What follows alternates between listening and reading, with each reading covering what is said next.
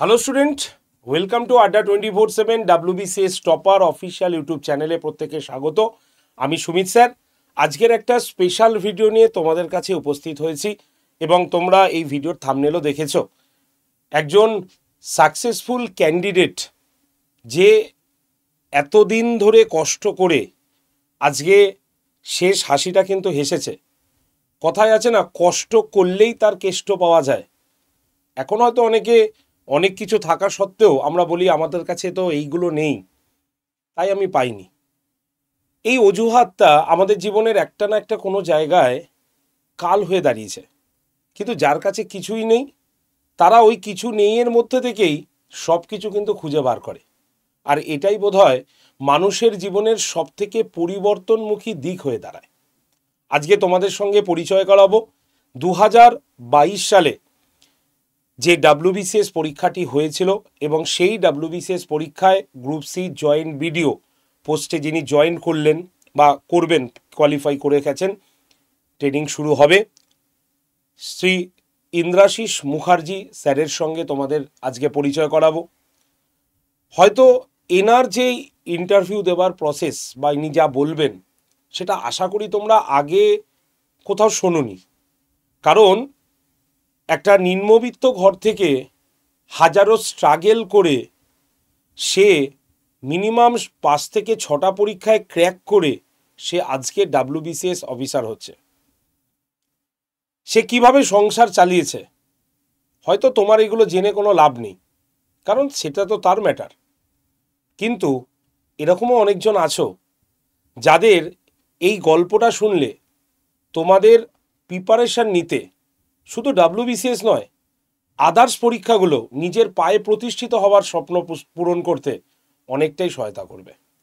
তাই আমি একদম সরাসরি ডেকে নেব সুদূর কাটোয়া থেকে আগত WBCS 2022 সালে গ্রুপ সি পদে যোগদান করতে চলেছেন জয়েন্ট বিডিও পোস্টে শ্রী ইন্দ্রাশিস মুখার্জি স্যারকে।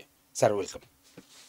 Thank you. তো স্যারকে ওয়েলকাম করছি আড্ডা 24/7 WBCS টপার বা আড্ডা 24/7 পুরো পরিবারের তরফ থেকে স্যারকে অনেক অনেক অভিনন্দন আপনার এই সুন্দর পোস্টটি পাওয়ার জন্য। এবং আপনার আজকের এই কথাগুলো আজকে বহু ছেলে মেয়েদের তাদের জীবনে চলার পথকে অনেক বেশি সুমসৃণ করে দেবে, এটা আমি আশা রাখি। তো স্যার, আপনার কাছে আমি বেশ কিছু কোশ্চেন নিয়ে এসেছি। এই কোশ্চেনগুলো সচরাচর একজন যারা পরীক্ষার্থী তাদেরই কোশ্চেন হয়ে দাঁড়ায়। তো আমি একটা একটা করে আপনাকে কোশ্চেন করব, তো আপনি দয়া করে যদি একটু ইলাবোরেট করে বলেন তাহলে হয়তো অনেক ছেলেমেয়ে আপনার মতো যারা রয়েছে বা যারা সত্যি তাদের চাকরি দরকার তারা আজকে নিজের পায়ে প্রতিষ্ঠিত হতে পারবে। তো স্যার, আমি আপনাকে একটা একটা করে কোশ্চেন করি, তাই তো?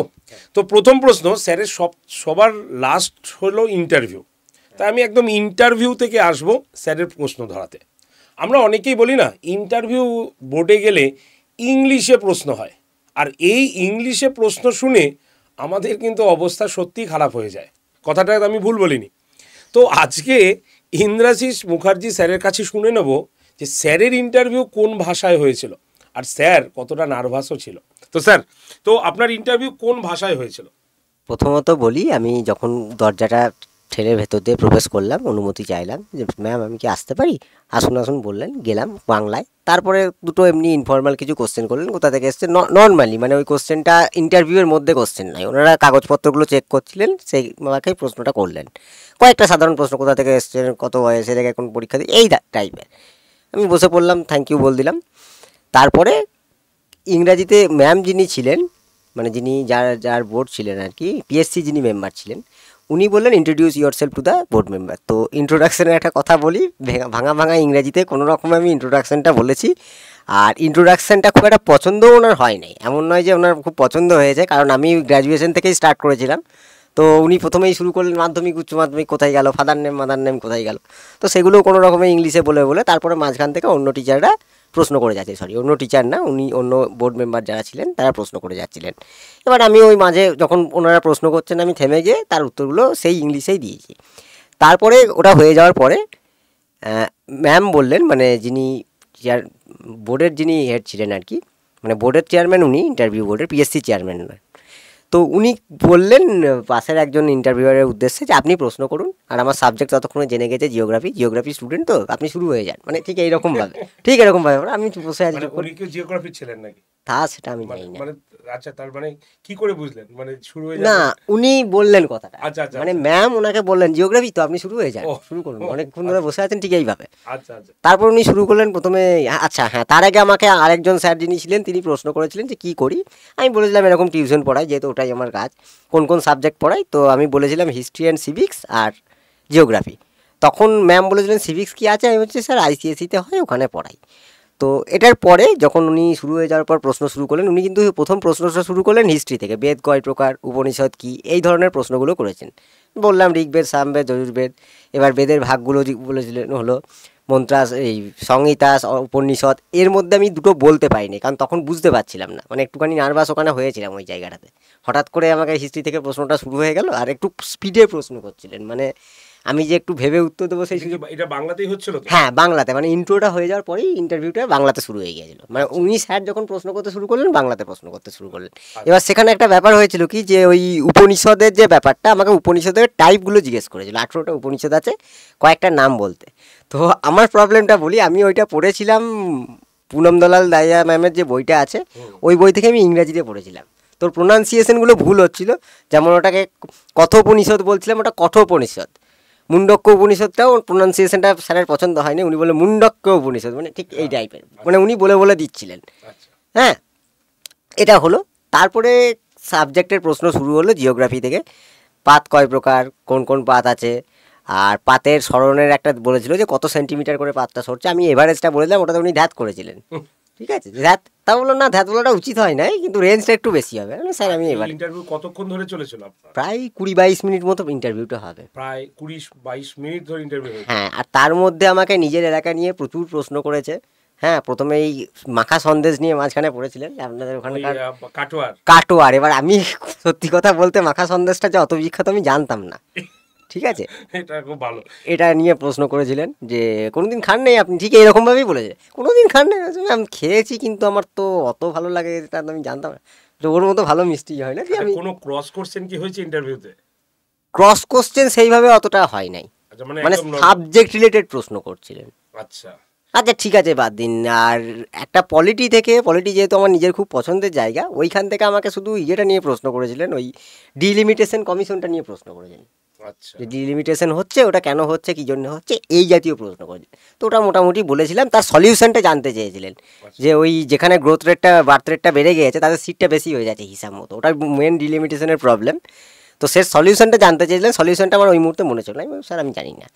আর কটা, আমি যদি জিজ্ঞাসা করি স্যার, কটা প্রশ্ন আপনি মানে বলতে পারলেন না, এরকম কিছু হয়েছে? মানে হ্যাঁ, বলতে পারলাম না, সাবজেক্টের অনেক প্রশ্নই আমি বলতে পারি নাই সেইভাবে, কারণ কিছু কিছু ইনডেপথ প্রশ্ন করা হয়েছিল, জেলা নিয়ে কিছু কিছু প্রশ্ন করা হয়েছিল, এবং জেলার প্রশ্নগুলো ঠিক এরকম হচ্ছে, মানে আমার কাটোয়া নিয়ে প্রশ্ন করা হয়েছিল। তো কাটোয়ার আমি বললাম প্লিনি দা এলে, বলছে সব ইংরেজদের নাম শুনে কী করবো, ঠিক এইরকম টাইপের স্টার্ট করুন। আর সব থেকে যেটা আমার নিজের পরে খুব, যেটার জন্য খুব মন খারাপ হচ্ছিল, কেশব ভারতী যার কাছে শ্রী চৈতন্য মহাপ্রভু দীক্ষা নিয়েছিলেন, তিনি কোথায় থাকতেন আমাকে প্রশ্নটা করেছিলেন। আমি উত্তরটা কিন্তু দিতে পারিনি। তো তিনি কাটোয়াতেই থাকতেন, আমার এটা জানা ছিল না। দীক্ষাটা কাটোয়ায় গ্রহণ করেছিলেন, কিন্তু তার রেসিডেন্সটা যে কাটোয়াতেই ছিল। আর আমি যেহেতু আনফর্চুনেটলি ওইখানে খুব ছোটোতে গিয়েছিলাম, মানে আমাদের নিজের এলাকা হলেও সব জায়গায় তো যাওয়া হয় না, তো সেটা যাই নাই।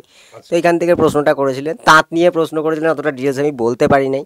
তাঁতের কিছু টাইপ জিজ্ঞেস করেছিলেন, তাঁত আর হ্যান্ডলুমের পার্থক্য জিজ্ঞেস করেছিল, এগুলো আমি অতটা খুব একটা ভালো বলতে পারিনি। তো ওনারাই মাঝে মধ্যে বলতো শাড়ির ব্যাপার কী করে জানবে, বিয়ে করে না, ঠিক এরকম। হ্যাঁ আচ্ছা, আমি জিজ্ঞাসা করি, ইন্টারভিউ দেওয়ার পর হ্যাঁ মনে হয়েছিল কিছু যে ইন্টারভিউটা ভালো হলো না, বা হ্যাঁ, কনফিডেন্ট ছিল? ইন্টারভিউ দেওয়ার পরে সত্যি কথা বলি, একদম ক্লিয়ার কাট বলছি, গ্রুপ সি এর আশা আমি ছেড়ে দিয়েছিলাম। আমি হিসাব করছিলাম মিনিমাম নাম্বারটা পেলে অন্তত গ্রুপ ডি যদি একটা পোস্ট হয়, ঠিক আছে। কিন্তু আমরা বারবার একটা কথা বলি যে দেখো, এতদূর যখন পাশ করে গেছো, তো ইন্টারভিউ হচ্ছে জাস্ট তোমার কনফিডেন্ট লেভেলটা দেখা হয়। এটা তো আমরাও বলেছিলাম, যেটা সত্যি মিলেছে সবারই, এটা সবার ক্ষেত্রে সবাই বলে, এটা আমরা বলে এখানে সবাই বলে এটা। তো যাই হোক, ইন্টারভিউয়ে মোট কতজন ছিলেন বোর্ড মেম্বার? এটাও স্টুডেন্টদের কাছে একটা বড় প্রশ্ন থাকে। হ্যাঁ, বোর্ড মেম্বার বলি, আমাকে প্রশ্ন 3 জন করছিলেন, 2 জন স্যার, তার মধ্যে ম্যাম একটা দুটো প্রশ্ন করেছিলেন প্রথম দিকে। যে স্যারটি বসেছিলেন উনি সম্ভবত জিওগ্রাফি ছিলেন কিনা জানি না, তবে ওনার সব বিষয়ে নলেজ আছে যেটা আমি বুঝতে পারলাম, মানে সব তাহলে বিষয় board নিয়ে। member কতজন ছিল মোটামুটি? বোর্ড মেম্বারে প্রশ্ন করছিলেন 3 জন, এদিকে একজন বসেছিলেন, এদিকে একজন বসেছিলেন, 5 জন সম্ভবত ছিল, তারা বিভিন্ন কাজ করছিলেন, আচ্ছা মানে ওই লিখছিলেন বা এই সমস্ত কাজগুলো করছিলেন। আচ্ছা আচ্ছা, বেশ। আর তাহলে ইন্টারভিউ নিয়ে তোমাদের এই যে একটা বড় প্রশ্ন, সে প্রশ্নটা আশা করি মিটে গেছে। এবার যেটা বললে তোমরা সত্যি অবাক হবে যে স্যার ইনি প্রাইভেট টিউশনি করে, কতক্ষণ আপনি প্রাইভেট টিউশনি করতেন মোটামুটি, মানে এখন মানে আগে চাকরি পাওয়ার আগে করতেন? মোটামুটি ডেলি 4 ঘন্টা তো যেত। 4 ঘন্টা যেত? হ্যাঁ, আর অন অ্যান বাকি এভারেজ। সময় পড়াশোনা? বাকি সময় পড়াশোনা। আচ্ছা, তো স্যার কতগুলো পরীক্ষায় ক্র্যাক করেছেন সেটা একবার শুনিনি। বলি, ফাইনাল সিলেকশন এই ডাব্লিউবিসিএসই আমার প্রথম। প্রথম আমি কোন পরীক্ষাটা ক্র্যাক করেছি হয়তো ভুলেও গিয়েছি, ঠিক আছে। সব ওই প্রিলিমিনারি, তা না হলে পরীক্ষা দিয়েছি, তারপর রেজাল্ট আসে নাই, ম্যাক্সিমাম আমার এই কেস, ঠিক আছে। পরীক্ষা দিয়েছি, রেজাল্ট আসে নাই। তো যে কটা মনে আছে সে কটা আমি বলার চেষ্টা করছি। এসএসসি সিজিএল 2022, ওই পরীক্ষাতে আমি প্রিলিমিনারি তো হয় না, ওখানে টিয়ার 1 আর টিয়ার 2 হয়। টিয়ার 1 পাস করে টিয়ার 2তে 307 মতো পেয়েছিলাম নর্মালাইজড, কিন্তু আমার এজটা প্লাস আমার হাইট এবং ওয়েট যা আছে সেই অনুযায়ী আমরা কিন্তু সি এবং ডি এর যে ক্যাটাগরির পোস্টগুলো থাকে সেগুলোতে পাই নাই। বি এরও অনেক পোস্ট আমি সিলেক্টেড ছিলাম না, তো 307-এ আমার সিলেকশন কিন্তু হয় নাই। কাট অফ 291 থাকলেও আমার সিলেকশনটা হয় নাই, যেহেতু আমার এজের জন্য আমি এলিজিবল ছিলাম না। ওটা গেল। আর তার পরবর্তীতে আমি এই বছর একটা ইন্টারভিউ দিয়েছি মাদ্রাসা সার্ভিস কমিশনের, আমার সাবজেক্টে টিচিং পোস্টের। ওটারও আমার সাবজেক্টের রেজাল্ট এখনো পর্যন্ত দেয় নাই, অনেক সাবজেক্টের বেরিয়েছে, নেই আর দরকারও নেই। আর আর আর কিছু আরো আছে? হ্যাঁ, আরও আছে। এনটিপিসি, রিসেন্ট যে এনটিপিসি হয়েছিল ওটার গ্র্যাজুয়েশন লেভেলটা টিয়ার 1টা পাস করেছিলাম, CBT 1 যেটাকে বলা হয়। আর তারপর রেজাল্ট বেরিয়ে গেছিলো, তাই CBT 2 দিতে যাই নাই। ক্লার্কশিপ পার্ট 1 85 মতো স্কোর আছে, 85 মতো নয়, 85ই অ্যাকচুয়ালি আছে। হ্যাঁ, তো ওটারও তো আর দিতে যাওয়ার কোনো প্রশ্ন নেই। মিসলেনিয়াস দিতে গিয়েছিলাম, কিন্তু পরীক্ষাটা ভালো হয়নি, কারণ মাথায় তখন ওই সমস্ত টেনশন, ইন্টারভিউয়ের টেনশন, প্লাস ওই সময় এসএসসি যেটা স্কুল সার্ভিস কমিশনের পরীক্ষাটা ছিল সেটারও প্রিপারেশন নিচ্ছিলাম। তো ওই মিলিয়ে মিসলেনিয়াস ডেসক্রিপটিভে কিন্তু একদম পুরোপুরি, আর ডেসক্রিপটিভ যেটা আমি বুঝতে পেরেছি, লেখা যদি অভ্যাস ছেড়ে দেওয়া হয় তাহলে কিন্তু যতই তারা একটা টাইমে ভালো প্রিপারেশন থাকুক পরীক্ষায় লিখে আসতে পারবে না। সেটা কিন্তু আমার সাথে হয়েছে, মিসলেনিয়াস কিন্তু আমি ভালো দিতে পারি নাই। এটা গেল। আর হাইকোর্টের LDA, কলকাতা হাইকোর্টের, ওটাতেও কোয়ালিফাই করে এতদিন বসেছিলাম, তো আলটিমেটলি ওটা তারপরে পরবর্তী স্টেজের পরীক্ষাটা হয় না। আর বিশ্বভারতী MTS পরীক্ষাটা, ওটাতে সম্ভবত পয়েন্ট এক্স্যাক্ট আমার মনে পড়ছে না, 0.23 থেকে কাট অফ যেটা ছিল, মানে ওখানে তো কাট অফ আলাদা করে দেয় না, প্রত্যেকটা লিস্ট একটা দিয়ে দিয়েছিল। তো লাস্ট ক্যান্ডিডেটের স্কোরটা আমি চেক করেছিলাম, চেক করা যাচ্ছে এখনও, ওয়েবসাইটে গেলে চেক করা যাচ্ছে। তো চেক করে দেখেছিলাম 0.23 মতো পার্থক্য ছিল, আমি পাই নাই কিন্তু ওই পোস্টটা। তাহলে ভাবা যায় প্রায় 7টার কাছাকাছি পরীক্ষা ক্র্যাক করেছেন। তো স্বাভাবিকভাবে তোমাদের এটা মনে হতে পারে যে ইনি বোধহয় গড গিফটেড। গড কাউকে গিফট করে পাঠায় না, গড এমনি সবাইকে সবার মতোই পাঠায়। যেমন মাটির দলা, তাকে দিয়ে কুমোর বিভিন্ন জিনিস তৈরি করতে পারে। তো সেরকমই নিজের চাহিদা অনুসারে, নিজের ডিমান্ড অনুসারে সে নিজেকে তৈরি করে। স্যারের যদি তৈরি হওয়ার বিষয়টা বলি, তাহলে তোমরা বুঝতে পারবে যে স্যার একটা পরীক্ষার জন্যই প্রস্তুতি নিয়ে গেছে, এবং ওই পরীক্ষার প্রস্তুতি এতগুলো পরীক্ষাকে কোয়ালিফাই করিয়েছে। কি ঠিক বললাম তো? হ্যাঁ। তাহলে কোন পরীক্ষার জন্য স্টুডেন্টদের প্রস্তুতি নিলে সব পরীক্ষা ক্লিয়ার হয়, যেটা আপনার ক্ষেত্রে হয়েছে একটু? এটা দেখুন, আমার যেটা ব্যাপার, আমি নিজের মতটা বলছি, কেউ ডিফার করতেই পারেন, তার নিজস্ব পার্সপেক্টিভ থাকতে পারে। আমি যেটা করেছিলাম, আমি প্রথম থেকেই WBCS এর জন্যই প্রিপারেশন নিয়েছিলাম। WBCS এর প্রিপারেশনটা নিতেই আমার মোটামুটি 2-2.5 বছর লেগে গিয়েছে। হ্যাঁ, তার একটা কারণ ছিল, সেটা হচ্ছে WBCS এর যে সিলেবাসটা, জেনারেল স্টাডিজের যে সিলেবাসটা আছে, সেইটা আমাদের SSC হোক, যদিও স্টাফ সিলেকশন কমিশন নিয়ে আমি অত বেশি মানে ভাবি নাই, ওটা আমার নিজের পার্সোনালি বিয়ন্ড মাই রিচ মনে হয়েছে, কারণ একটু বেশি কম্পিটিশন ছিল। আর ইংরাজিতে একটু দুর্বলতা আমার ছিল, ওখানে আবার ইংলিশটাও একটা বড় ফ্যাক্টর। তো আমি ওটার জন্য WBCS এর জন্যই প্রথম থেকে প্রিপারেশন করি। তার কারণ হচ্ছে স্টেট গভর্নমেন্টের বাকি যে পরীক্ষাগুলো হয়, তখন ওই টাইমে আমি যখন প্রিপারেশন শুরু করি, হ্যাঁ তখন 19-এ শুরু করি, 19-এ আমার কিছু পরীক্ষার ফর্ম ফিল আপ হয় নাই, যেটা আমি ভুল করেছিলাম। আমি সবাইকে বলবো, পরীক্ষা যবে দাও ফর্ম বেরোলে ফর্ম ফিল আপটা অন্তত করো, কারণ যেহেতু পরীক্ষা বিভিন্ন কারণে লেট হয়, সেই পর্যন্ত রেডি হয়ে গেলে পরীক্ষা দিয়ে চাকরি পেয়েও যেতে পারে, অনেকজন পেয়েও গিয়েছে। তো ক্লার্কশিপ, মিসলেনিয়াস বা বাকি যে সমস্ত ছোটোখাটো, অনেক সময় কোর্টেরও অনেক কিছু পরীক্ষা বেরোয়, বিভিন্ন যেগুলো সেমি গভর্নমেন্ট বডি, মানে অটোনোমাস বডি, সেগুলোর পরীক্ষা বেরোয়। তা এই যে আমাদের সিলেবাসটা আছে WBCS এর, more or less say prepare করে দেয় অনেক সাবজেক্টের। মানে আমি যদি গোটা মেন্স ওরিয়েন্টেড প্রিপারেশনটাকে একটা টাইম কমপ্লিট করতে পারি, আমার কিন্তু কোনো পরীক্ষার প্রিলিমিনারি বা পার্ট 1 এগুলোকে নিয়ে ভাবার উচিত নয়। প্রিপারেশনটা ঠিকঠাক হয়ে থাকলে কিছু জিনিস, হ্যাঁ, যখন সেই পরীক্ষাটা আসবে, পরীক্ষার আগে টাইমটা পাওয়া যায়, সেই টাইমে সেই পরীক্ষা ওরিয়েন্টেড একটু পড়াশোনা আমাকে করে নিতে হবে। একদম। আর স্যার যেটা আমি জিজ্ঞাসা করবো, যারা নতুন মানে পরীক্ষার প্রস্তুতি নিচ্ছে, তো তারা কিভাবে পরীক্ষার প্রস্তুতি নিলে তাদের একটু সুবিধা আছে? কারণ এই মুহূর্তে পশ্চিমবঙ্গের অবস্থা তো আপনি জানেনই, মানে প্রচুর ক্যান্ডিডেট যারা বসে রয়েছে আশা করে যে সরকার কিছু পোস্ট বার করবে। WBCS তো যেমন 1 বছর ধরে, 1 বছর মানে প্রায় 2 বছরের কাছাকাছি আমাদের পাচ্ছি না আমরা।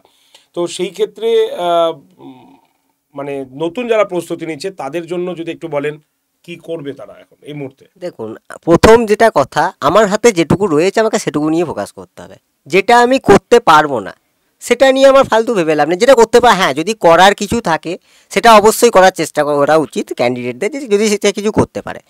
কিন্তু যেখানে আমার কিছু নেই, নোটিফিকেশান বেরোচ্ছে না, আমার কাছে এই মুহূর্তে করার কিছু নেই, রেজাল্ট বেরোচ্ছে না, সাবজুডিস ম্যাটার হয়ে আছে, আমার কাছে কিছু করার নেই। করার থাকলে সেটা করবে, সেটাতে কোনো অসুবিধা নেই।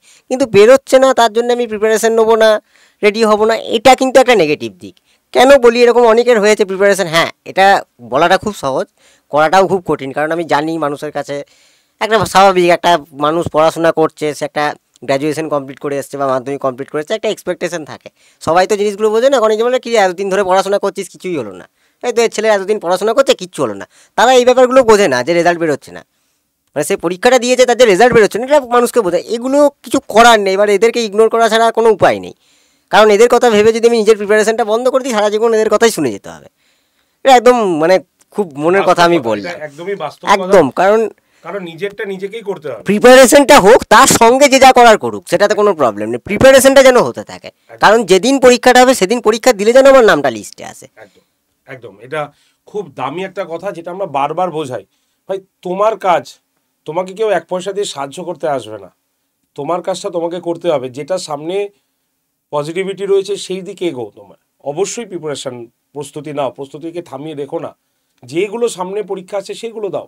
আর WBCS এমন একটা জায়গা যেটা প্রস্তুতি নিলে তোমার সব পরীক্ষা কভার হয়ে যাচ্ছে, ব্যাংকিং সেক্টর বাদে আর 2-1টা পরীক্ষা বাদে। তো স্যারকে একদম আর 2টো প্রশ্ন করে আজকে এখান থেকে স্যারকে মানে আর কিছু ধরে রাখা যাবে না, স্যার অনেক দূর থেকে এসছেন।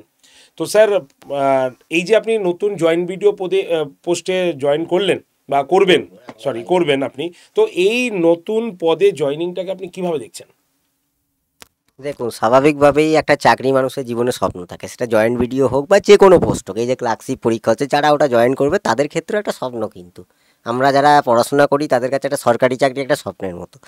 তো এখানে জয়েন করার পরে আমি চেষ্টা করব নিজের এথিক্সটাকে বজায় রেখে যতটা করা যায়। হ্যাঁ, লিমিটেশনস প্রত্যেকের আছে, যে কোনো সার্ভিসে যাও সেখানে লিমিটেশন কিন্তু প্রত্যেকের রয়েছে। এমন কোনো মানুষ নেই যার লিমিটেশন নেই, এমন কোনো সার্ভিস নেই। ইভেন প্রাইম মিনিস্টারেরও লিমিটেশনস আছে, ঠিক আছে? তো সেক্ষেত্রে লিমিটেশনস আমার থাকবে। আমি চেষ্টা করব যতটা মানুষের জন্য করা যায়, নিজের ক্যাপাবিলিটি দিয়ে যতটা সম্ভব চেষ্টা করা যায়। করতে কতটা পারবো জানি না, চেষ্টাটা করব, এটাই একটা চ্যালেঞ্জ সামনে। একদম। তাও এটা, এবং স্যারকে একটা কথাই বলবো, স্যার আপনি যখন মনে আছে নিশ্চয়ই আমাদের এখানে যখন আপনি ইন্টারভিউ গাইডেন্স এসেছিলেন, তো সেই সময় বা ইন্টারভিউ গাইডেন্স এখানে দিয়ে বা ইন্টারভিউ দিয়ে আপনি এখান থেকে কিছু আয়ত্ত করতে কি পেরেছিলেন, যেটা আপনার ফাইনাল ইন্টারভিউতে গিয়ে কাজে লেগেছে? একদম ওপেন ফোরামে স্টুডেন্টদের জন্য, কারণ অনেক স্টুডেন্ট এটা জিজ্ঞাসা করে আর কি। দেখুন, ইন্টারভিউ সবথেকে বড় ব্যাপার। যখন ইন্টারভিউ একটা আমি ফেস করতে যাব বোর্ড, তার একটা মক ইন্টারভিউ অবশ্যই দেওয়া দরকার। এটা আমি নিজে পার্সোনালি ফিল করেছি। কারণ আমরা বিশেষ করে আমার নিজের মনে হয় যে একটা ভয়ের ব্যাপার থাকে, যেহেতু ফার্স্ট এক্সপিরিয়েন্স হয়, কেমন বলবে কি বলবে, তো এই ব্যাপার আবার অনেক সময় অনেকের থাকে, বলতে গিয়ে আটকে যায়। ইংরেজির ক্ষেত্রে যেমন আমার এই প্রবলেমটা হয়, আটকে যায় না কিন্তু প্রোনাউন্সিয়েশনে একটু প্রবলেম হয়। তো এইগুলোর জন্য একটা যে কোনো মক ইন্টারভিউ কিন্তু প্রচুর হেল্প করে। এখানে যেটা দেখেছিলাম, বোর্ডটা খুব সুন্দর ছিল, অ্যারেঞ্জমেন্টটাও ঠিক ইন্টারভিউয়ের মতনই আমার মনে হয়েছে, মানে যেমন মেন্স ইন্টারভিউ। হ্যাঁ, একটু ওনারা সামনাসামনি বসেছিলেন, এখানে সাইডে একজন বসেছিলেন, প্রশ্ন করছিলেন, এই একটু পার্থক্য হয়েছে। আর অনেক আমার এখনও মনে আছে, এগিয়ে বাংলা ওয়েবসাইটের কথাটা বলেছিলেন, ওটাও কাজে লেগেছে। ডিস্ট্রিক্ট লেভেলের কিছু পড়াশোনা আমি করে গিয়েছি, সেখান থেকে কিছু প্রশ্ন করেছিলেন। হ্যাঁ, যেমন আমার এলাকার জয়েন্ট ভিডিওর নামটা আমি দেখে গিয়েছিলাম। এই এই যে জিনিসগুলো না ইন্টারভিউয়ের আগে বিশেষ করে, এগুলো পরীক্ষায় আসবে বা ইন্টারভিউতে আসবে তার কোনো মানে নেই, নাই আসতে পারে। একদম। আর আরেকটা জিনিস বলে দিই, এখানে অ্যাড করি, প্রথমে বলা হলো না, আগের জন কি ইন্টারভিউ দিচ্ছে তাকে কি প্রশ্ন করছে এটা আলটিমেটলি কোনো কাজে লাগে না। কারণ আমি জিজ্ঞেস করেছিলাম, আমিও জিজ্ঞেস করেছিলাম, সবাই জিজ্ঞেস করবে, এটা স্বাভাবিক, আমি না বললে কেউ শুনবে, জিজ্ঞেস করবে। কিন্তু ওনারা মানে ব্যাপারটা আমি যেটা বুঝলাম, ওনারা বুঝে যায় যে যাচ্ছে আগের জনকে জিজ্ঞেস করবে কী প্রশ্ন হয়েছে, মানে পুরো সেই জিনিসটাই জিজ্ঞেস করবে না।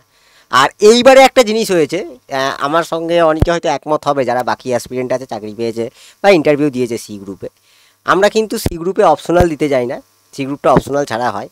কিন্তু আমাদের যেহেতু এর কোয়ালিফিকেশান গ্র্যাজুয়েশনের সাবজেক্ট থেকে প্রচুর প্রশ্ন করেছে এবং অনেকেই এই উত্তর দিতে পারে না। এবং অনেকের ক্ষেত্রে এমন হয়েছে, একজনের কাছে শুনছিলাম, এই ছেড়ে দেয়, কিছু পাচ্ছে না, ছেড়ে দেয়, এইরকমভাবে ইয়ে হয়েছে। মানে বহু বছর পড়াশোনা করি নাই, এটা কিন্তু খুব ন্যাচারাল জিনিস। আমি যেটা ইন্টারভিউ দিয়ে বুঝি, কারণ আমিও খুব একটা ভালো গ্র্যাজুয়েশনের বিষয়টা বলতে পারি নাই। হ্যাঁ, আমি টিউশনই পড়াই, তার জন্য কিছু জিনিস বলতে পেরেছি। আর আড্ডা 247-এর আমাকে যেটা বলা হয়েছিল, এই এগিয়ে বাংলা ওয়েবসাইট বা বাকি ডিস্ট্রিক্ট লেভেলের, এটা আমাকে প্রচুর হেল্প করেছে। আমি এই জায়গা থেকে একটা কনফিডেন্স পেয়েছি যে আমাকে যদি নিজের ডিস্ট্রিক্ট লেভেলে কোনো প্রশ্ন করা হয় আমি উত্তরটা দিতে পারবো। যেমন আমার ওখানকার এমএলএর নাম জিজ্ঞেস করেছিলেন, এমএলএ স্যার যিনি আছেন তার নাম জিজ্ঞেস করেছিলেন, কোন দপ্তরের কে মন্ত্রী আছে আমাদের এই পূর্ব বর্ধমান থেকে সেটা জিজ্ঞেস করেছিলেন, তিনি কতদিন ধরে আছেন এরকম জিজ্ঞেস করেছিলেন, ওটা আমি আবার বলতে পারিনি। এই ব্যাপারগুলো হয়েছে। তো এটা একটা যথেষ্ট পজিটিভ দিক। একটা যে কোনো ইন্টারভিউ, মক ইন্টারভিউ প্রচুর হেল্প করে, মক ইন্টারভিউ, মক টেস্ট, এগুলো একটা পরীক্ষায় যাওয়ার আগে একটা প্র্যাকটিস ম্যাচ টাইপের। ঠিক আছে, প্র্যাকটিস ম্যাচের দরকার তো আছেই। তো স্যারকে অসংখ্য ধন্যবাদ, এবং আপনার এই মানে ভবিষ্যৎ, আপনার এত সুন্দর পোস্টের জন্য আমাদের তরফ থেকে অনেক শুভকামনা রইল। আপনি ভালো থাকবেন, এবং আর তো কিছু বলার নেই। তো স্যার অসংখ্য ধন্যবাদ। হ্যাঁ, তো তোমরা তো শুনেই নিলে স্যারের মুখে যে স্যার যা যা বললেন আর কি, যেগুলো প্র্যাকটিক্যালি হয়েছে, যেগুলো হয়, এবং এই ইন্দ্রাশিস স্যার যে জায়গা থেকে নিজেকে তুলে আনলেন, প্রুফ করে দিলেন, তো তোমরাও কিন্তু পাবে। ভগবান সবাইকে সব কিছু দিয়ে পাঠায় না, ওই যেইগুলো দিয়ে পাঠায় না ওইগুলোকে আমাদের আয়ত্ত করতে হয়। আর এর জন্যই নিজের প্রতি নিজের ভরসা রাখা এবং অক্লান্ত পরিশ্রম করা, সঠিক পদ্ধতিতে পরিশ্রম করা এবং লক্ষ্যে অবিচল থাকা, এই কটা নিয়ম যদি তুমি মেনে চলতে পারো, জীবনে সাকসেস হবে। এটা আমি বলছি না, হাজার হাজার যারা সাকসেসফুল ক্যান্ডিডেট তারা সবাই কিন্তু এই কথাটা বলছে। তো আশা রাখি যারা ভেঙে পড়েছিলে, যারা নতুনভাবে প্রস্তুতি নেওয়ার চেষ্টা করছো, সকলের কাছে খুব সুন্দর কিছু বার্তা পৌঁছালো, এবং এই বার্তাগুলোকে কাজে লাগিয়ে তোমরা তোমাদের প্রস্তুতি আবার শুরু করে দাও। কারণ যা হয়েছে সেটা তো ফিরিয়ে আনতে পারবে না, যেটা হবে সেটা তোমার হাতে রয়েছে। তাই ভালো করে পড়াশোনা করো, আর আমরা তো রয়েছি, অবশ্যই চ্যানেলটিকে সাবস্ক্রাইব করে রেখো। তোমাদের জন্য এই চ্যানেলে আরও অনেক কিছু আসতে চলেছে, যেগুলো প্রচণ্ড পরিমাণ তোমাদের প্রয়োজন। সকলে ভালো থেকো, সুস্থ থেকো, দেখা হবে আরও একটা সাফল্যের স্টোরি নিয়ে। ধন্যবাদ সকলকে।